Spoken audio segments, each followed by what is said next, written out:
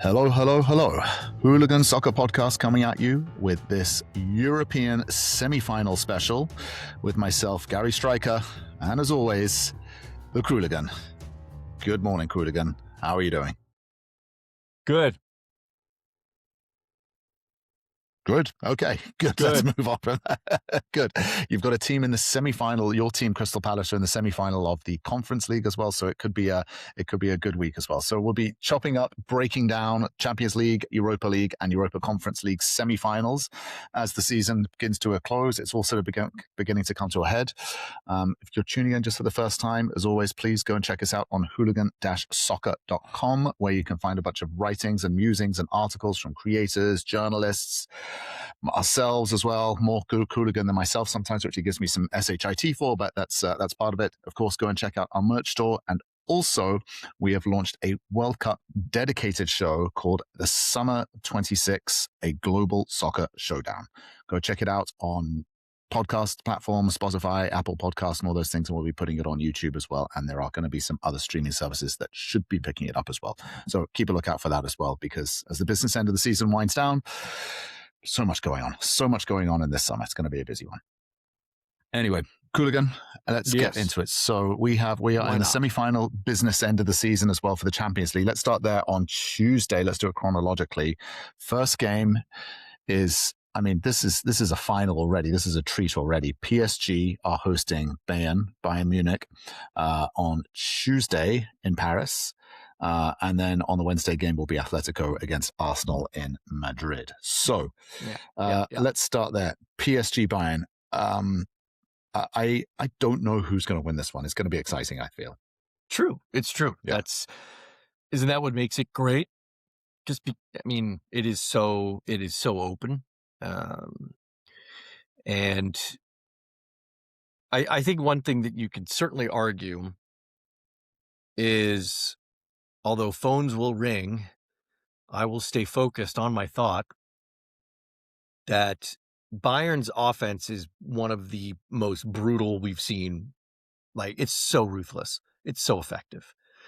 But their defense is very, very questionable. In that last fixture that they had, they kind of made a hash of it in a weird sort of way and gave Real hope.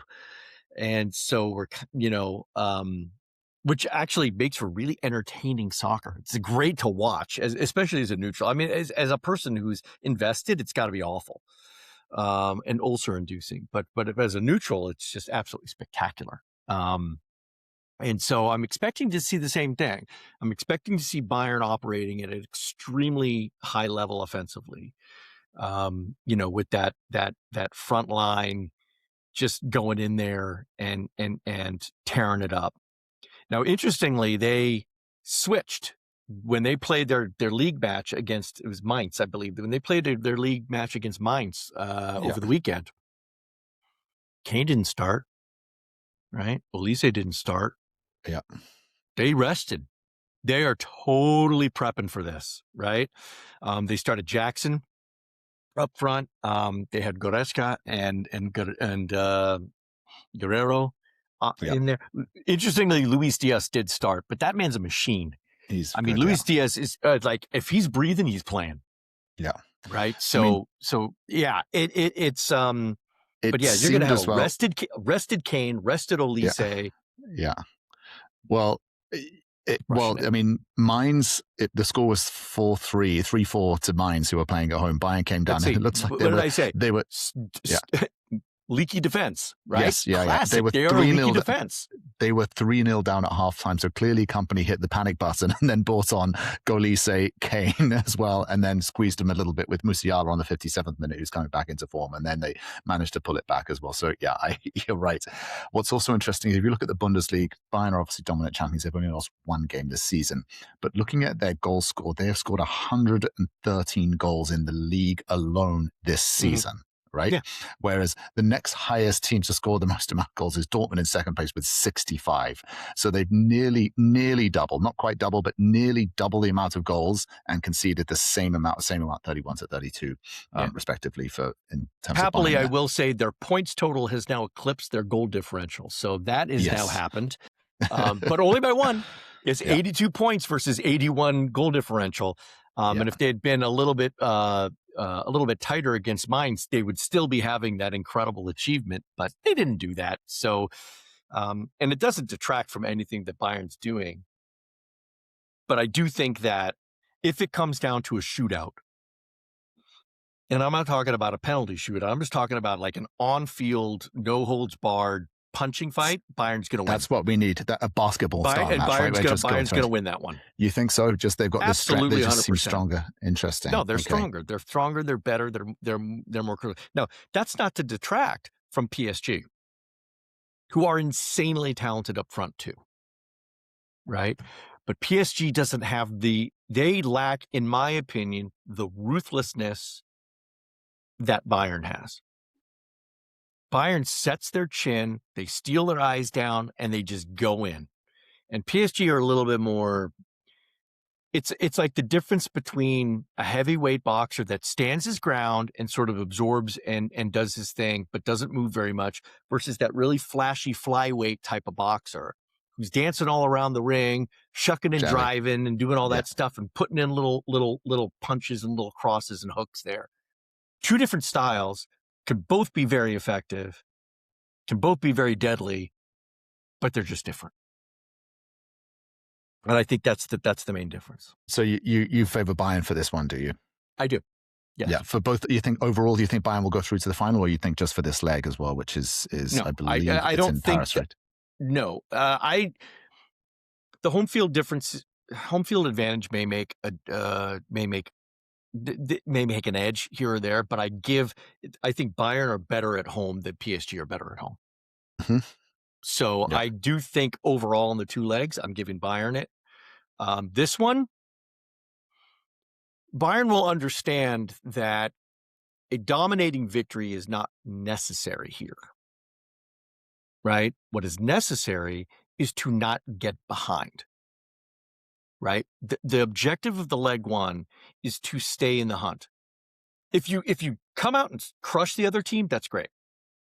But as we've seen in other games, coming out and winning the first leg dominantly does not necessarily guarantee you anything.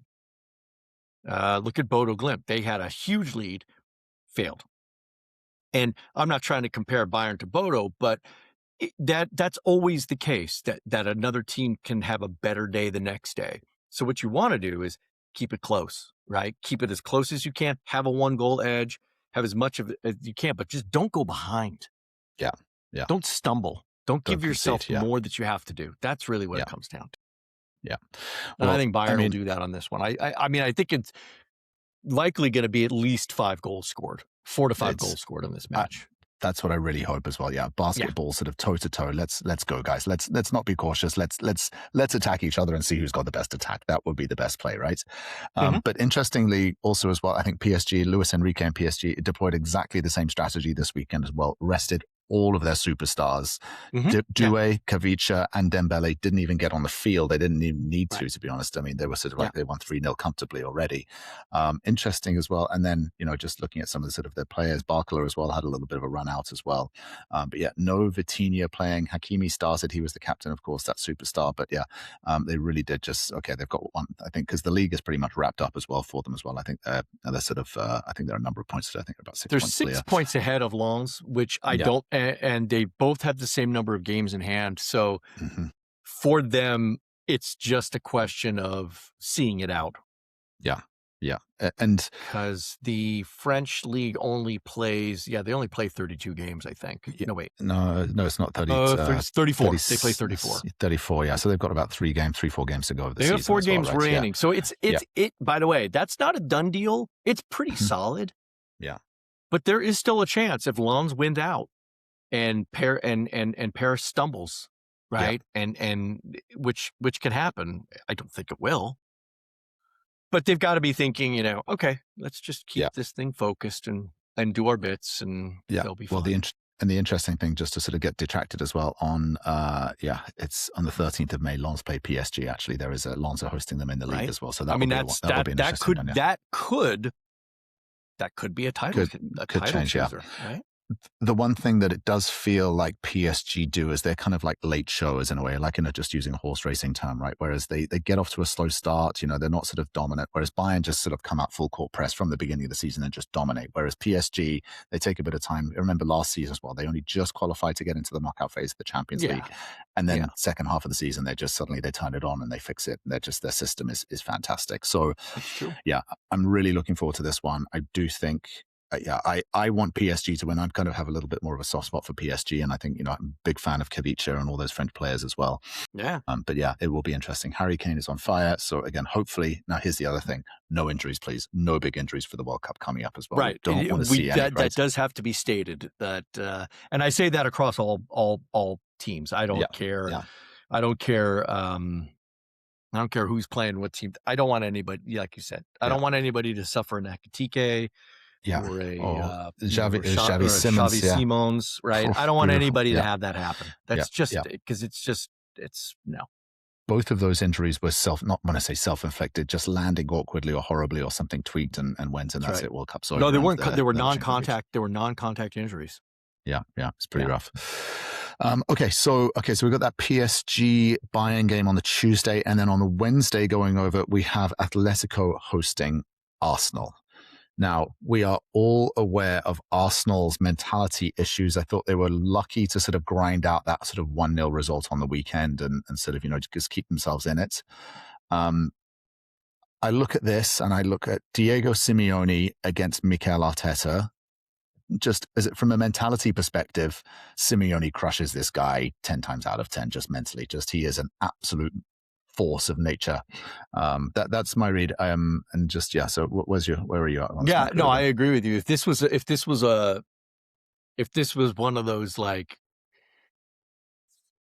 old samurai movies where they're just basically they're just staring at each other until the first one flinches and then the duel is over. Yeah. Atletico would win 99 times out of 100. I mean, 100%. Simeone would not back down. Although I will give Mateta props for a steely-eyed glance. He's a bit of a stern and dour demeanor on that guy. But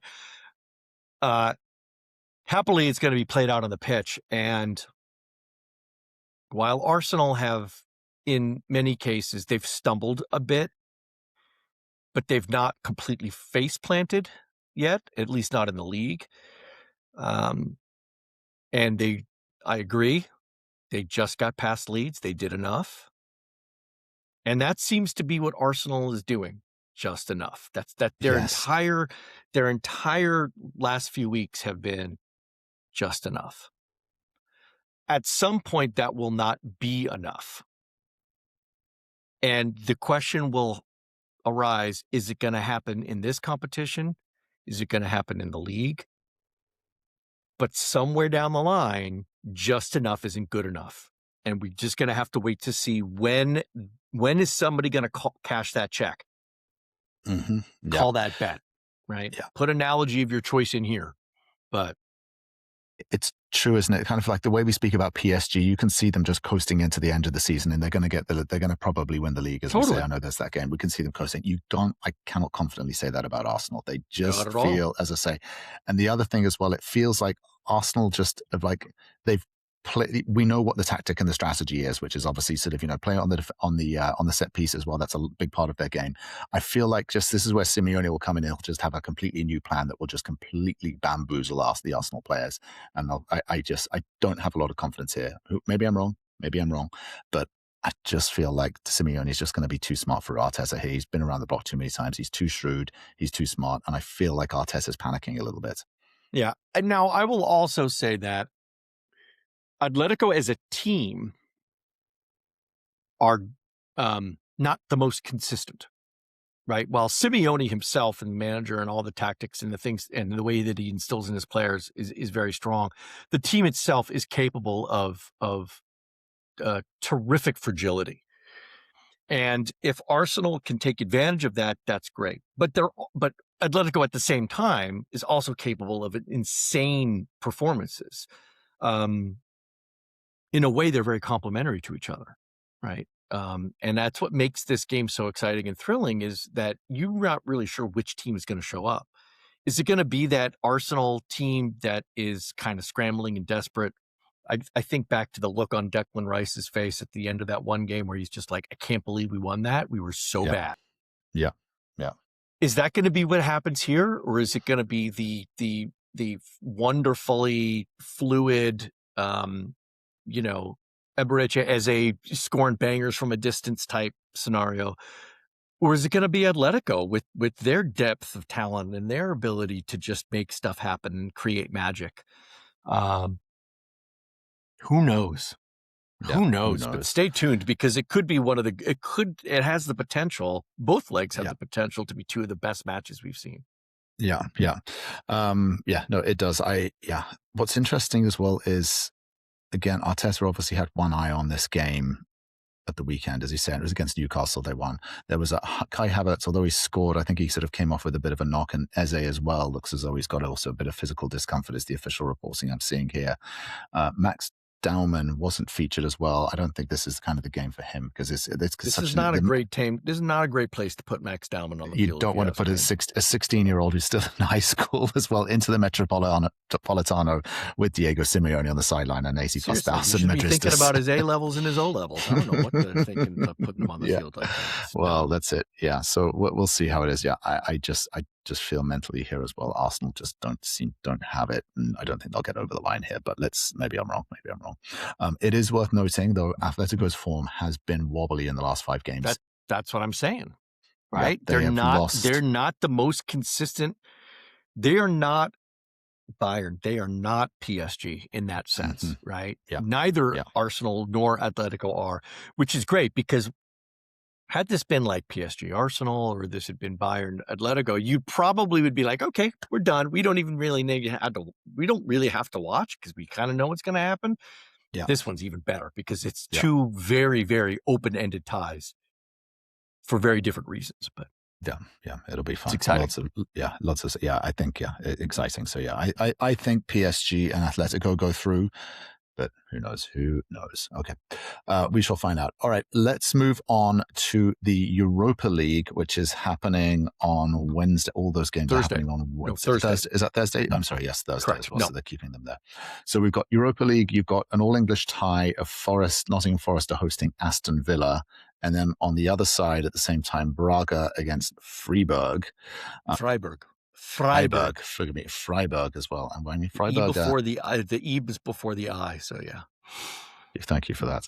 And then Braga from Portugal, of course. Yeah, they're sort of one of the Portuguese sort of teams. I think and you were saying, I don't think they've ever played each other before. Is that right? I don't think they've ever had a tie against each other. I'm still trying to get confirmation on that. I was looking back to my history, but I think it's the first time.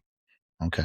All right. So let's break down Villa against Forest. I mean, it feels like, Villa, just looking at the league form and just where they are sitting in the Premier League, Villa are obviously the much stronger and more dominant team. So you've got to think that Villa would be favourites here to sort of go through. I know they're hosting Forest, but I'll say Nottingham Forest have had a bit of a resurgence lately in the Premier League. It really does seem as though they've been putting in good results. They really have, and it's been really encouraging to see them. They're probably mostly safe, but Forest have in their form, they beat Sunderland 5-0, which was kind of a bit of a shock. They put 4 past Burnley. When they played against Villa on the 12th of April, and they drew, although Villa have had a little bit of a wobble of form. And so, it does feel like Forest are on the up and up and do have a bit of form. And then Villa obviously lost against Fulham this weekend as well. So it could be open, but that's kind of just reading the form guides. Forest, they didn't, you say 5-0 against Sunderland. They demolished Sunderland. Yeah. Sunderland was dead and buried. They could have blown the full-time whistle at 45. It would have just spared them the embarrassment of a fifth goal. But they came out and played with such extraordinary joy. And if they can find that again, they're going to beat Villa. If they come out with that. Villa is playing nervous. They're playing anxious, like they're scared to be out there because they don't want the magic to end. And Forest doesn't give a flying hoo-ha, and they're just playing for Do it. freely. Bring Freely. it. Yeah. Chris Wood is back, right? They got their tall guy back. Again, no injuries, please. No injuries, please. But it's like, oh my Lord. I mean, and I would not begrudge any for all the crap that Forrest went through this year, right? They're on their fifth manager? It's their fifth manager this already? Is that what it Fourth is? manager? I mean, it's just like Yeah. they got the revolving door about the managers right now. Yeah. Yeah. And none of this was the fault of the supporters. Really none of this was the fault of the players. This was all because of the guy upstairs. Yeah. And while I don't want him to have any satisfaction out of a trophy that Forrest may or may not win, because he doesn't deserve it, the supporters do, and the players do. So for them, I'm going to be rooting for Nottingham Forest. Now, I've got no animosity towards Villa, right, at all. But I do like a little bit of a comeback story. And right now, Forest are a comeback story. Certainly the Premier League's comeback story because they're safe and they were in such terrible form. But then for them to stay up in the Premier League and get this great achievement, that would be quite an undertaking. And quite against the norm. Yeah. So interestingly, just historically, these are the two other clubs that have won the old Champions League, the old European Cup historically in their history. So they're actually there's some European pedigree here as well. So they're going up against each other. I do feel that, as a Chelsea fan, if Villa win this competition, then it will create an extra spot for the Champions League qualification. So essentially the top 6 go into the Champions League. And so while Villa are 8 points clear away from 6th as well, I don't think they're going to sort of collapse that much. But there is a race here now for this 6th space, and Villa needs to go and win it as well. But it would be a wonderful comeback. Yet another reason for me to be supporting Forest. Because if it hurts Chelsea... See, you're happy, right? That's it. Yeah, do it. Exactly.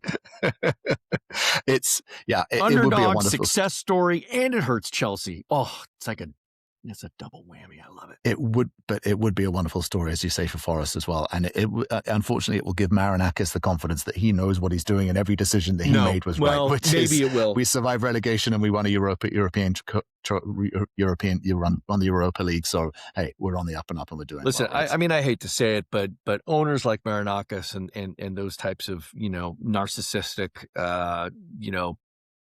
owner types, they think they're the shit anyway. So it makes no difference what's going to happen.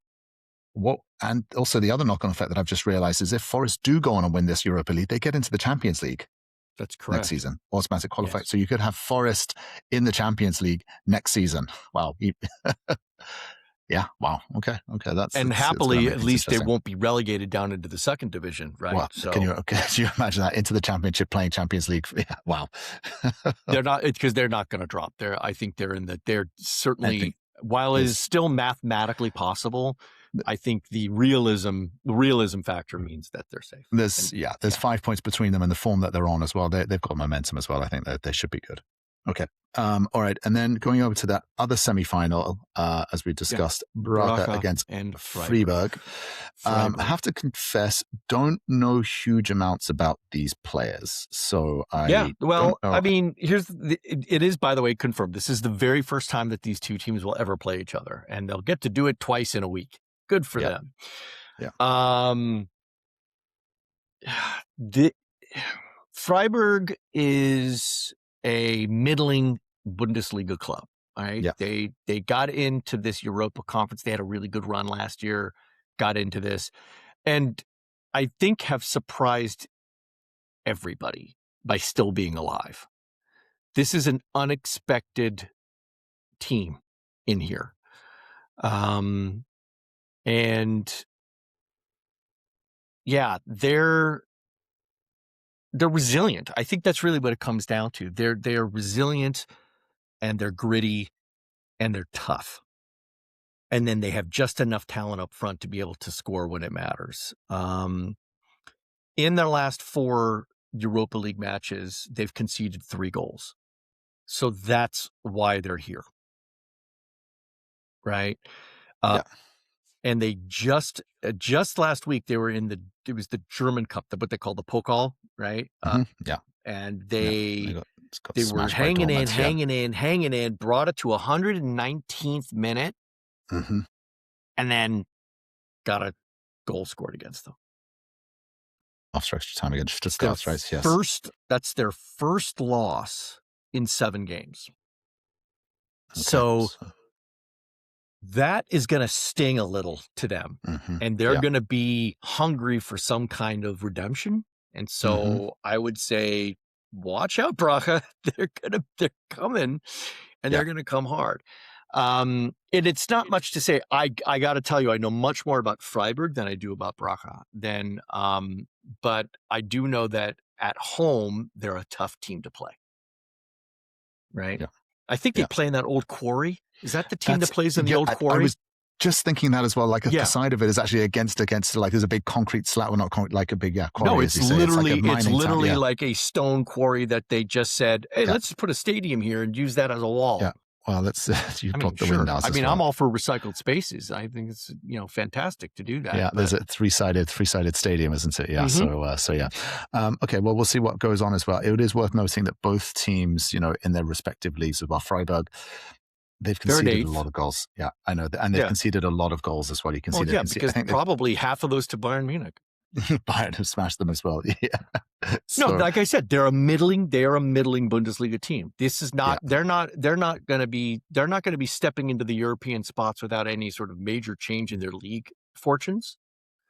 And I think Braga are what? They're 5th, 6th? I can't remember where they are. Yeah, they're 5th. They're 4th in the Portuguese league, but the gap between Sporting are like 15 points clear of them or something like that as well. So there's a big gap. There's a big gap.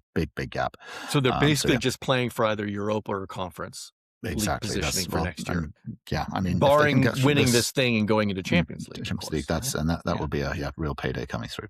Sure. Wonderful. Okay, so that covers those 2 semifinals in the Europa League. Okay, and let's go over to the Conference League. And of course, we've got your beloved Crystal Palace host going all the way to. They're playing against Shakhtar Donetsk, but because this is in Ukraine, and obviously with the war going on, they're not playing in Ukraine. They're playing Poland. Yeah, playing in Poland at Krakow. Okay. All right. Okay. So Palace are obviously Palace is everything really. Is what it sounds like. That's all that's left. Yeah. There's all left to play for. I think if you're Oliver Glasner, who's putting himself in the shop window and going to be there's going to be lots of suitors knocking on his door trying to get a managerial position as well.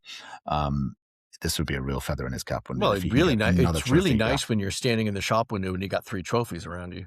In 2 seasons, yeah. Right? Yeah, it's really impressive. Even better to say 3 trophies in 1 calendar year, because that could also be happening, right? So, no, and I'm not saying that Crystal Palace against Liverpool, they didn't phone it in. Liverpool were just better. They were better that day. Fine. Yeah. Okay. It happens.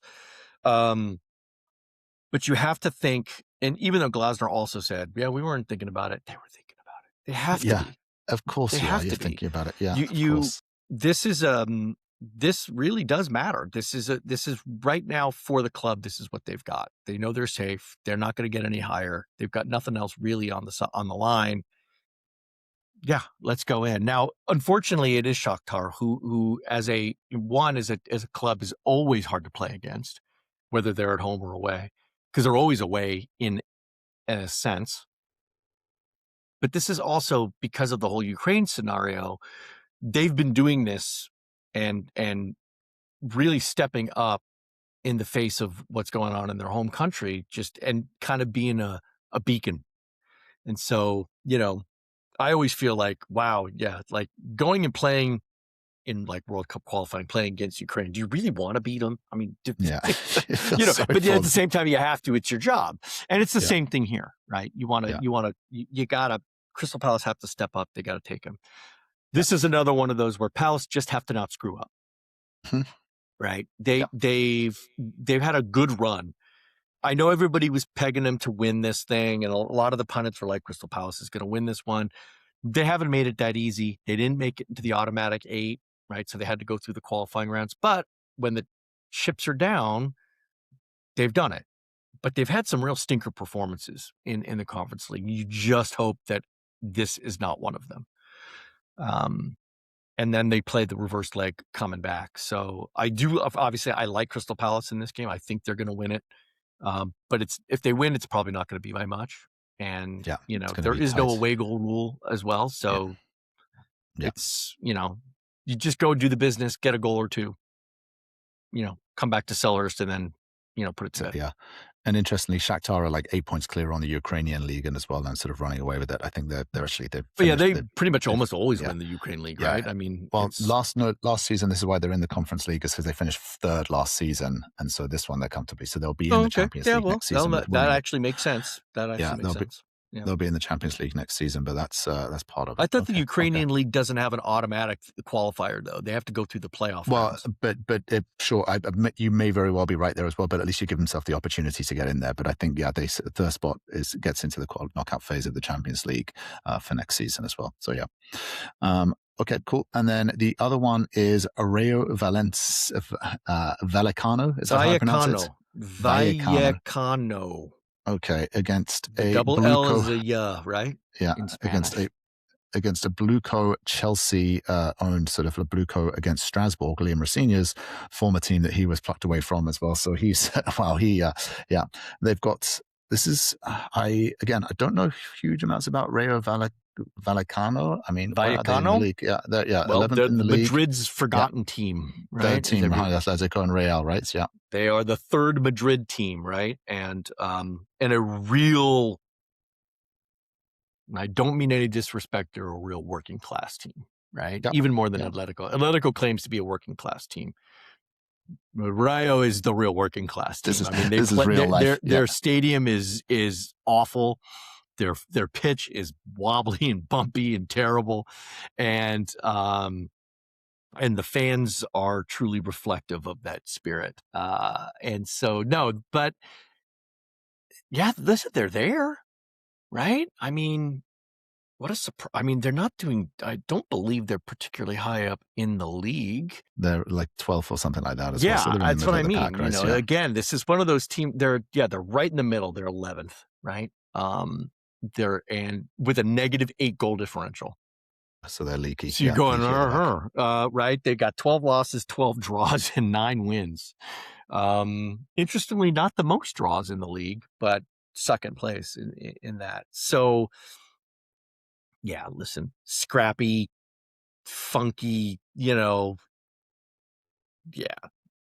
Then there's Strasbourg, and what a conundrum that club is in, because here you go. They got blue code, which is, by the way, something I'm trying to, that is definitely something that I am trying to get as a verb. Oh, really? You got blue code, right? Got blue code. And, they were doing good. Rosenior had a good thing going, right? And then they pluck him out of there. And they've since dropped down into 8th place in the French league. They got no chance for any European qualifications whatsoever. So they're done. They won't get into Europe next year. So this is their last hurrah. Without winning a trophy, Strasbourg's got nothing. Yeah. So and financially, that's going to hurt them a lot. So, yeah. Now, they've done well in here. Strasbourg played Crystal Palace, gave them a loss early on in the opening rounds, and that was that loss that knocked Palace out of their automatic top 8. I believe Strasbourg finished first in qualifying, so they were the strongest team in the Conference League in terms of qualifying. And I think at that point everybody was saying, "Oh yeah, well Strasbourg now is going in." I think they'll probably get the better of Rayo on this over 2 legs. And we'll make it into the final. And I do think also that Crystal Palace will get the better of Shakhtar, which is going to be a really interesting matchup because they've already played each other. Now, mind you, when Crystal Palace played Strasbourg, Rosenior was at the helm and kind of outmanaged, I think, Glasner in that particular respect. Yeah, he did. No, they played better. they not only just played better on the pitch, I think it was just tactically Rossinier was a little bit superior, and Palace just didn't quite do the business. So they were going through a bad run of form though as well. I imagine when they played as well, there was that middle. It was early before their big bad run of form. Okay, it was not in the midst of it. I think it was one of those. It was one of those events that may have teetered them into that slide into bad form. Yeah. Okay. Yeah. Okay. Because it was match week 4, if I'm not mistaken. I could be wrong. The other thing that's worth noting as well, just looking at Strasbourg's squad, right? They've done exactly the same model as Chelsea as well here, where they've just got young players, right? I think they've got one player that I'm seeing over the age of 25, and it's Ben Chilwell as the left back, as that defender. He's he's 29. Sure, there's a 36-year-old goalkeeper, but I mean, just looking at the front line as well, 23, 19, 18 years of age. Their star player, they've got that star player, that midfielder who we've been covering for the World Cup for Argentina, Valentin Barco. He looks to be injured with an ankle injury as well at 21 years of age. He's as well. out, right? That'll hurt him. So pretty bad. Their star players out, and then they've got a lot of young players. And these kind of games, these two-legged fixtures, is where you need experience as well. So I don't have the hugest amount of confidence in this. Obviously, they've got Chilwell, who will hopefully he's obviously reached all the massive heights and winning the Champions League with Chelsea, and he's on. Well, the other guy that you really have to pay attention to is Julio Enciso, right, from Paraguay. That guy is really good. You know, he was the heir to Almiron and came over. I believe he came over to Brighton, if I'm not mistaken. So he went through a period and then didn't quite work out, and they ended up moving him over to Strasbourg, or maybe he was picked up by Chelsea and transferred over to Strasbourg. I'm not entirely sure. No, he didn't touch Chelsea. I was just looking. He went to Ipswich, and then he went through Ipswich, and then he went to Strasbourg. Yeah. There it was. Okay, but I knew it was at that time a Premier League club. Yeah. But he's, while only 22, he's been around a long time. I would call him a seasoned 22-year-old, and I think he's somebody you really got to look out for. Yeah, he's not had a bad season, right? This whole season, he's played 36 catches and scored 11 times with 5 assists. So so he's there. My feeling is here, just the inexperience of Strasbourg here might work against them, and that would be there. But we shall see. We shall see. Good. All right. Okay. So, and then this one, Hooligan. I mean, obviously, you're going to be pulling for Aston Villa, Crystal Palace, of course. Well, yeah, and I think Palace. Well, right? I think Palace can take over the 2 legs. Yeah. Palace can take Shakhtar. If Palace go through, is there anyone you'd rather face in terms of well, let's see. It's a single game match, right? Mm-hmm. I'd probably want to play Strasbourg. There's more desire there to beat them. Yeah, there's more desire for them to beat them. And Rayo's just one of those teams you never know, right? They could just be all kinds of silly. Yeah. All kinds of silly. I hear you. All right. Wonderful. Well, Hooligan, that's taken us around all the European competitions for the semi-finals. Thank you as always. We will be back later on in the week. But until then, let's keep watching and go check us out at hooligan-soccer.com. Go Eagles. Peace.